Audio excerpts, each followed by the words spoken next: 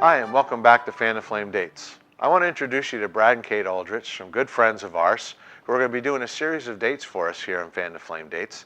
But we want you to get to know them through their personal testimony. That's what's going to happen right now. And you're going to hear how they got involved in building their own marriage and helping other marriages grow as well. Hello, we are Brad and Kate from One Flesh Marriage. 3 years ago, when God changed our marriage, He put on our hearts to really share with the world some of the things He taught us about marriage and how that you too could grow to have a one flesh marriage. I first saw Kate at a party, and I think I ran immediately to one of my friends and said, "Who is that?" I was instantly attracted to her. And it was a couple years later that we finally started dating, because we got to be friends first and then we started dating, and I just really adored her from the beginning. I was an adolescent boy, so I'll admit I found her very attractive, but it was more than that. I really just liked her personality. She made me laugh, made me feel good. But a lot of it was about how she made me feel that really first attracted me to her. Brad was stable, he was level-headed.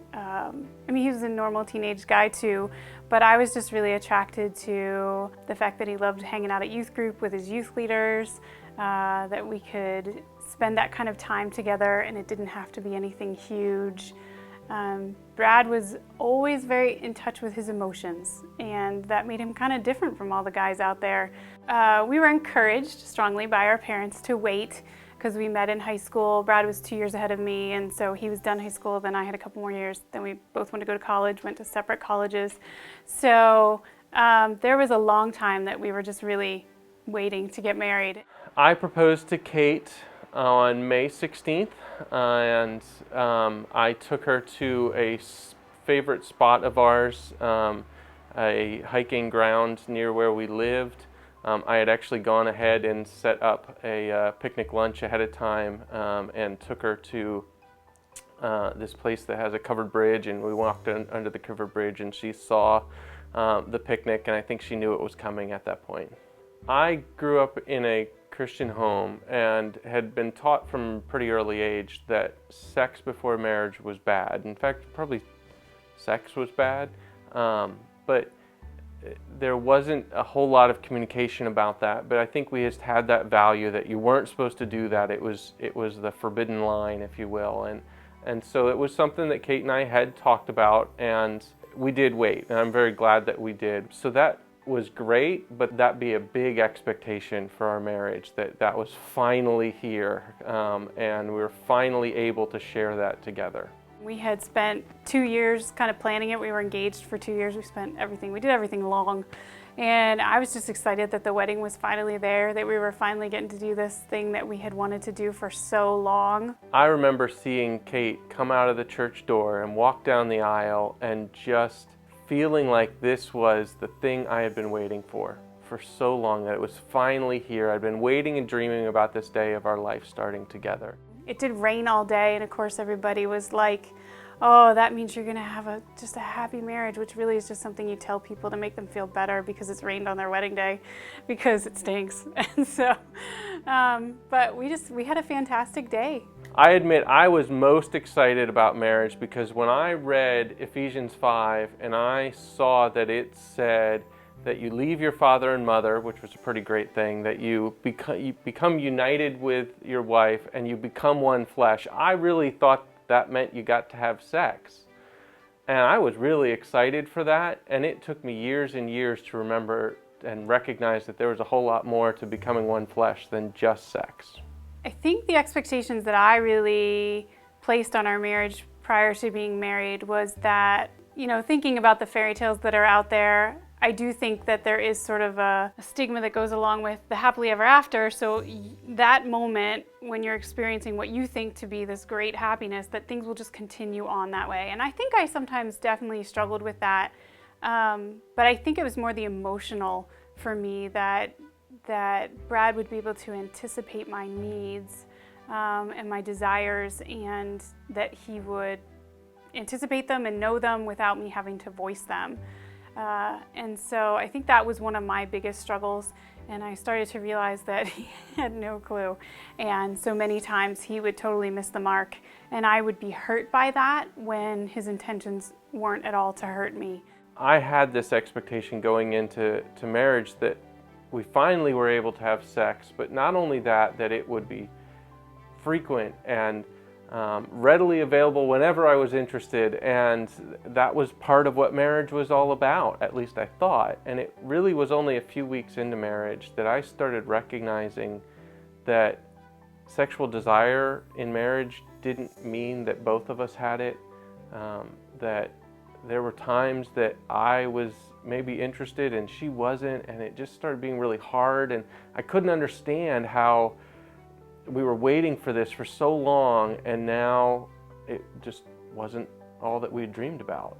I started realizing that Brad and I were very different in many ways in marriage, especially for sex and intimacy. It was a big difference for us. I had entered thinking that that would very much be the fairy tale, that it would just be spectacular, you know, that you just end happy. And for us, it was when we did, but I started to realize very early on that I could really kind of take it or leave it. It was kind of like okay, this is great every once in a while, but it's not something that I ended up really excited for all of the time. And Brad really struggled with that, which is completely understandable.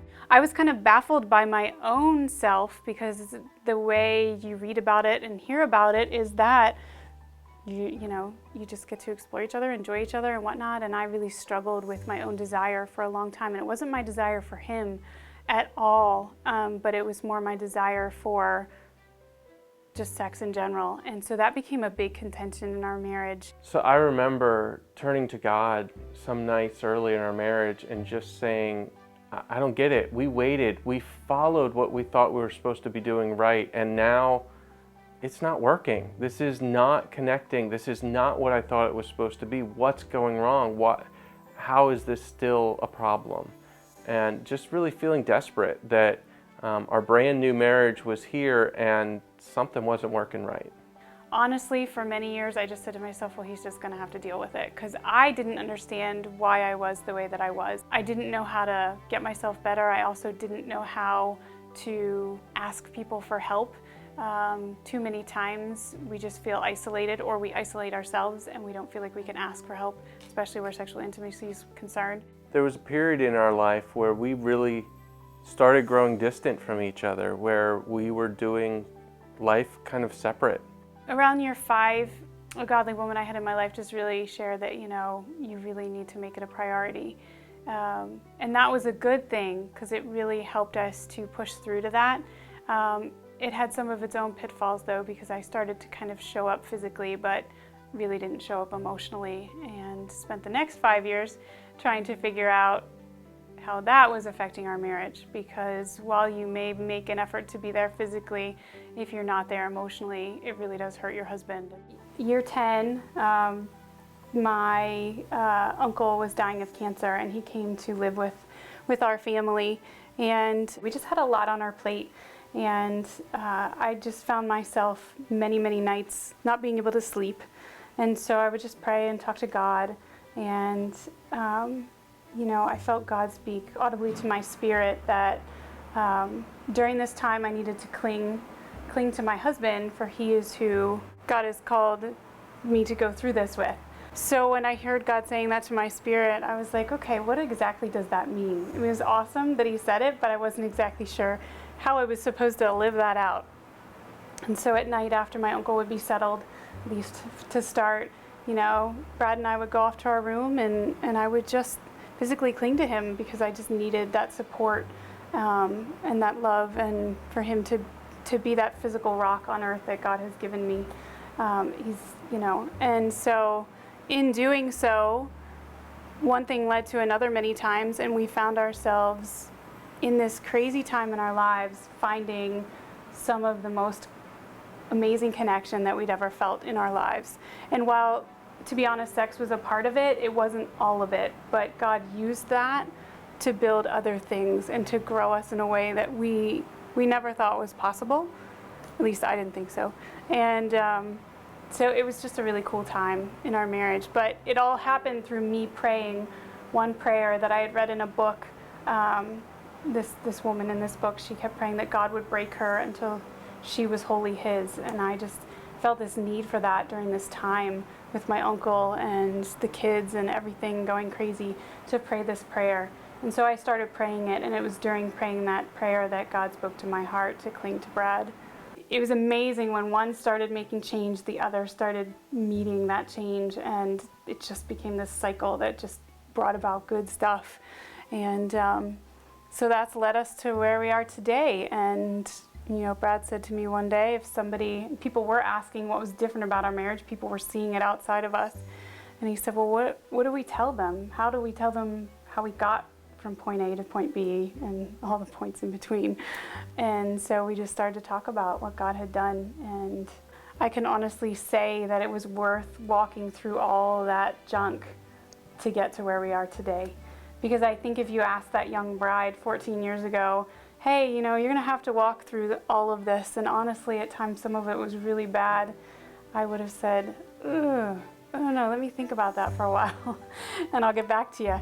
But being on the other side of it, I know now that I would gladly walk through all of it, because the marriage that we have now is so much better than the marriage of the expectations that I wanted in the beginning. It's 10 times better.